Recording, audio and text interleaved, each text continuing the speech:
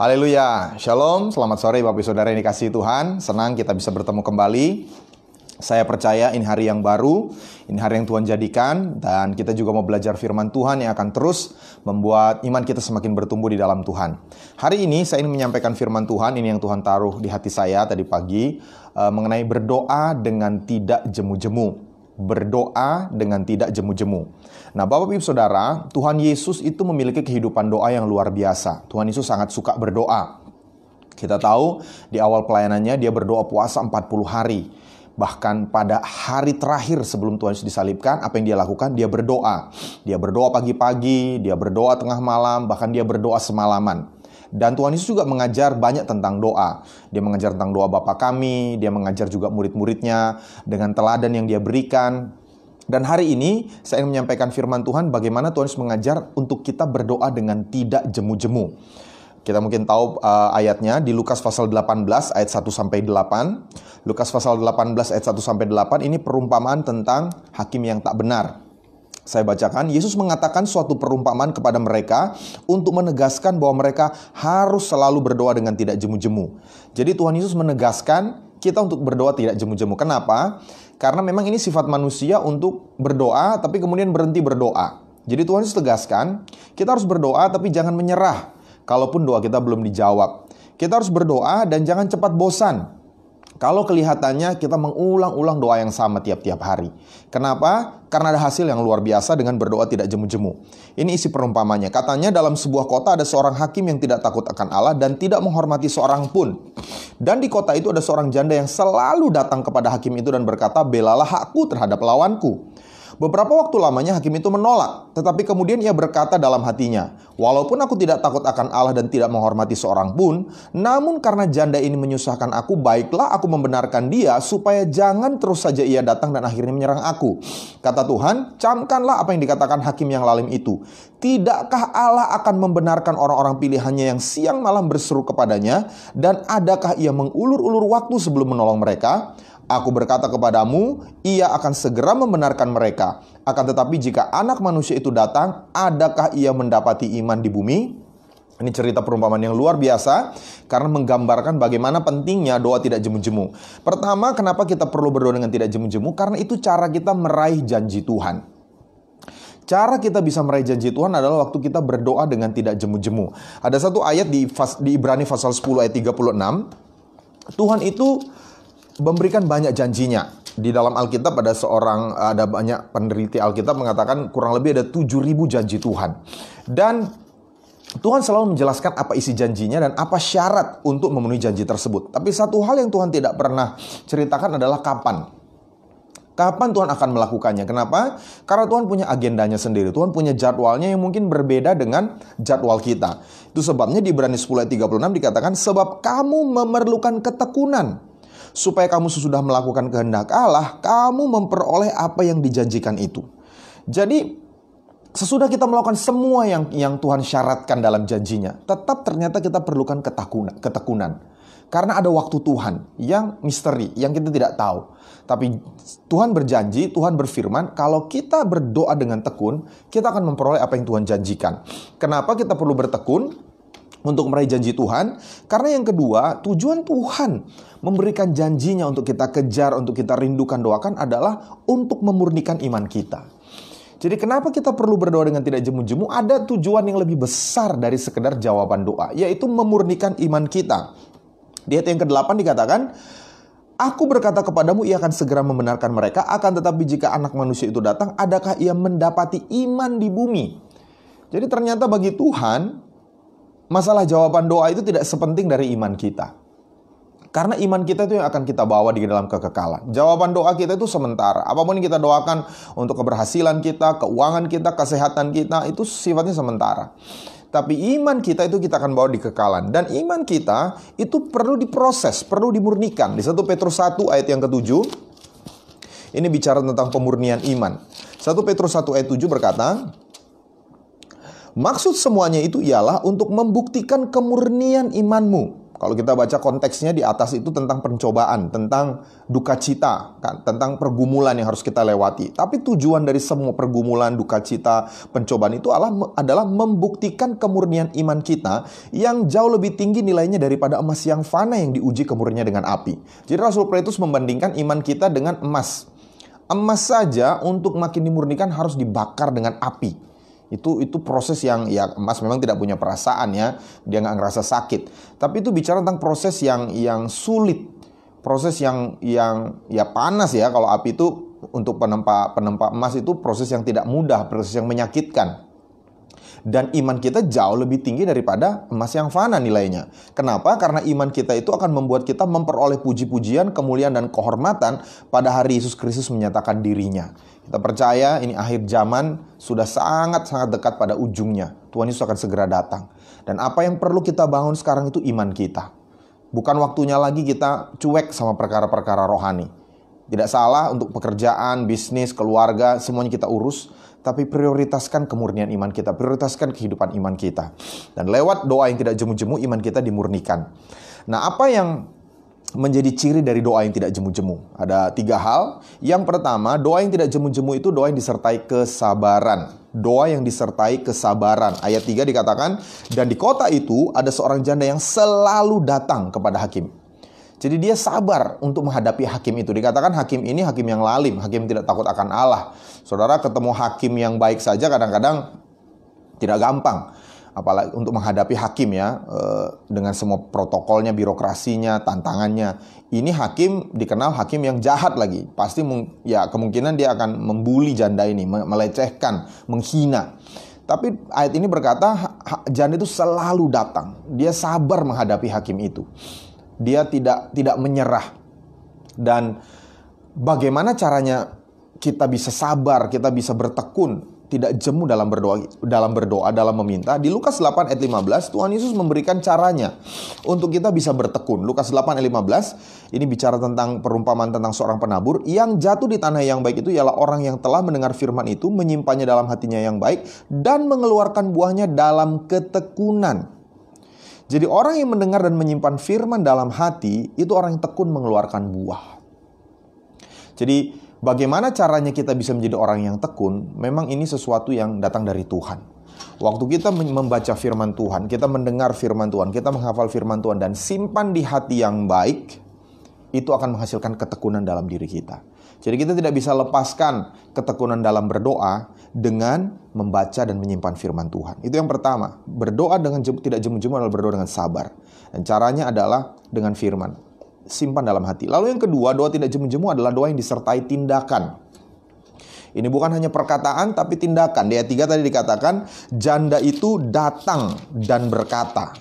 Janda itu selalu datang dan berkata. Dia bukan hanya sekedar datang, dia ada action, dia ada tindakan, dia berkata-kata. Bahkan tindakannya itu sampai menakutkan bagi hakim itu. Di ayat 5 dikatakan, namun karena janda ini menyusahkan aku, baiklah aku membenarkan dia supaya jangan terus ia datang dan akhirnya menyerang aku. Nah, saya tidak tahu apa yang dilakukan janda ini. Sampai hakim itu terintimidasi, takut. Jangan-jangan nanti dia diserang. Sehingga akhirnya dia ikuti apa maunya janda itu. Artinya janda ini menunjukkan usaha. Janda ini menunjukkan keseriusan. Janda ini menunjukkan kesungguhan. Dan saya percaya doa yang tidak jemu-jemu itu harus di follow up dengan tindakan. Waktu kita berdoa, Tuhan pasti instruksikan sesuatu. Dan cara untuk kita tidak jemu berdoa adalah kita taat kepada instruksi Tuhan. Waktu saya persiapkan firman Tuhan ini, saya teringat ada satu cerita di 2 Raja-Raja pasal 4. 2 Raja-Raja pasal 4 ayat 1-7 bercerita tentang seorang janda yang ya sama-sama janda, sama-sama dalam keadaan terdesak, yang anaknya hampir diambil oleh penagih hutang. Karena almarhum suaminya punya hutang, tidak bisa bayar, anaknya hampir diambil, dan dia datang kepada hamba Tuhan Nabi Elisa. 2 Raja-Raja 4 ayat 2, jawab Elisa kepadanya, apakah yang dapat kuperbuat bagimu? Beritahukanlah kepadaku apa-apa yang kau punya di rumah. Berkatalah perempuan itu, hambamu tidak punya sesuatu apapun di rumah, kecuali sebuah buli-buli berisi minyak. Jadi janda ini sudah bangkrut, tidak punya apapun, dia punya hanya sedikit minyak dalam buli-buli. Lalu berkatalah Elisa, ayat 3, pergilah mintalah bejana-bejana dari luar daripada segala tetanggamu, bejana-bejana kosong, tetapi jangan terlalu sedikit. Ayat 5, pergilah perempuan itu daripadanya, ditutupnyalah pintu, sudah ia dan anak-anaknya masuk, dan anak-anaknya mendekatkan bejana-bejana kepadanya, sedang ia terus menuang. Ketika bejana-bejana itu sudah penuh, berkatalah perempuan itu, dekatkanlah kepadaku sebuah bejana lagi. Tetapi tidak ada lagi bejana. Lalu berhentilah minyak itu mengalir. Ini mujizat yang terjadi waktu kita mulai take action. Jangan ini bisa pikir, apa gunanya saya pinjam bejana dari tetangga? Bikin malu.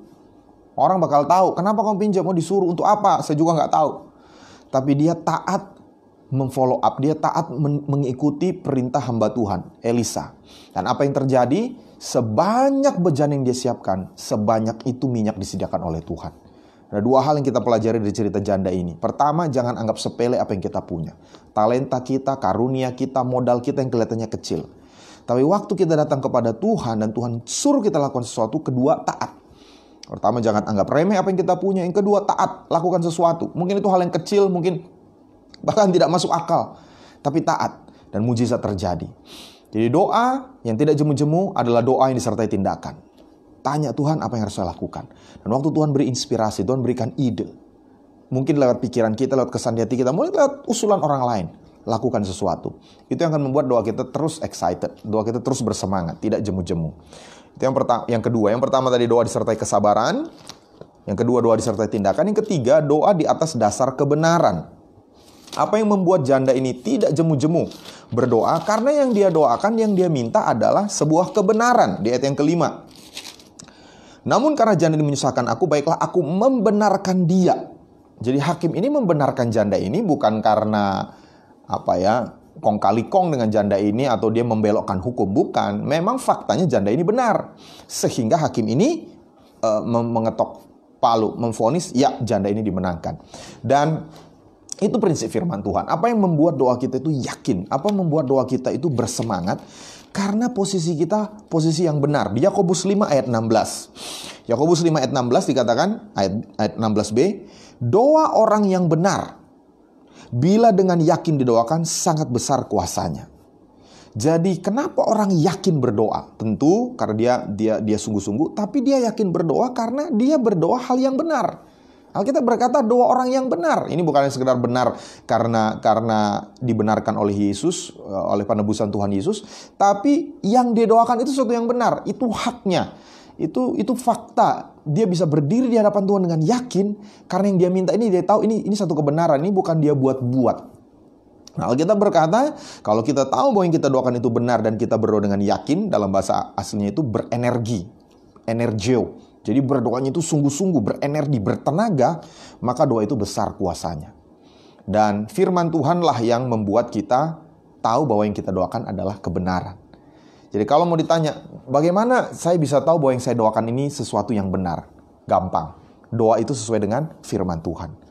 Ambil ayat firman Tuhan yang kita dapat dari Tuhan. Ucapkan sebagai doa. Mazmur 23, Mazmur 91, Mazmur 103, Mazmur 119, itu 176 ayat. Kita ucapkan firman Tuhan itu, maka firman Tuhan itu kebenaran yang kita dengan yakin berani kita doakan. Jadi hari ini kita sudah belajar bahwa Tuhan Yesus mau kita berdoa dengan tidak jemu-jemu. Kenapa? Karena itu cara kita meraih janji Tuhan. Dan itu cara memurnikan iman kita. Dan bagaimana caranya? Yang pertama, kita sabar. Untuk bisa sabar, untuk bisa bertekun adalah dengan menyimpan firman di dalam hati kita. Yang kedua, kita harus mulai bertindak. Kalau Tuhan sampaikan sesuatu waktu kita berdoa, taat. Dan yang ketiga, doakan kebenaran. Doakan firman Tuhan. Doakan hal-hal yang kita yakini, ini dari Tuhan. Sehingga kita berdoa dengan yakin. Dan saya percaya akan ada buah-buahnya. Akan ada hasilnya, sama seperti janda ini. Akhirnya dia dibela oleh hakim, dan dia dapatkan apa yang dia minta. Puji Tuhan. Dan saya mau berdoa, kita mau bersama-sama berdoa, kita mau bersepakat hari ini. Apapun pergumulan Bapak Saudara yang sedang mendengar live streaming atau juga mendengar rekaman ini, percayalah, Tuhan kita itu tidak seperti hakim yang lalim. Dia Bapa yang baik. Dia tidak akan mengulur-ulur waktu untuk menjawab, untuk membenarkan anak-anak, orang-orang pilihannya. Dan kita mau bersepakat siang hari ini, sore hari ini. Haleluya. Kalau ada di antara Bapak Saudara yang saat ini sedang mengalami sakit, apapun penyakitmu, taruh tangan kananmu di bagian yang sakit. Kita percaya oleh bilur-bilur Yesus, engkau sudah sembuh. Kalau ada yang sakit COVID-19 juga, taruh tangan kananmu di dada. Percaya bahwa Tuhan sanggup menyembuhkan semua sakit karena virus, karena bakteri, karena apapun. Bapa, terima kasih karena kami bisa berdiri di atas firman Tuhan. Dengan yakin kami bisa berdoa mengucapkan firman Tuhan karena firman-Mu adalah kebenaran. Kami berdoa di atas dasar firman Tuhan bahwa Yesus mati di kayu salib untuk menanggung semua sakit penyakit kami. 1 Petrus berkata, oleh bilur-bilur Tuhan Yesus kami sudah sembuh. Kami dengan yakin berdiri di atas firman Tuhan ini, oleh bilur-bilur Yesus, penyakit Bapak Ibu Saudara yang mendengar siaran ini dalam nama Tuhan sudah sembuh. Terima kasih Tuhan Yesus. Kami juga berdoa untuk memiliki kesulitan keuangan. Kami berdiri di atas firman Tuhan bahwa Tuhan adalah gembala kami tidak akan berkekurangan. Mazmur 23 ayat 1 berkata, Tuhan adalah gembala kami tidak akan berkekurangan. Bahkan Filipi 4 ayat 19 berkata, Allah kami akan mencukupkan segala keperluan kami menurut kekayaan dan kemuliaan dalam Kristus Yesus. Kami berdiri di atas firman-Mu, kami berdoa dengan yakin. Terima kasih Bapa di sorga. Kami juga terus mendoakan semua tenaga medis yang sedang bekerja, para dokter, para perawat, petugas lab, para administrasi rumah sakit dimanapun berada. Kami berdoa tutup bungkus ya Tuhan dengan darah Tuhan Yesus.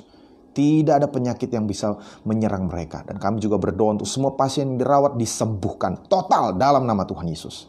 Kami juga terus berdoa untuk pemerintah kami, baik pemerintah daerah maupun pemerintah pusat, diberikan hikmat oleh Tuhan untuk menuntun bangsa kami melewati masa-masa ini. Kami percaya bangsa kami akan tetap kuat melewati masa-masa sukar ini Bapa. Terima kasih Tuhan Yesus. Kami bersyukur, kami puji Engkau di dalam nama Tuhan Yesus. Haleluya. Amin. Terima kasih sudah menyaksikan siaran ini. Sekali lagi, kalau ada Bapak Saudara yang mau didoakan, Bapak Saudara bisa menghubungi akun ini. Ada hamba-hamba Tuhan yang akan berdoa, mendukung Bapak Saudara dalam semua pergumulan yang dihadapi. Percayalah, Tuhan kita sanggup, Tuhan kita maha kuasa, dan Dia peduli, Dia mau menolong kita. Terima kasih, Tuhan Yesus memberkati. Shalom.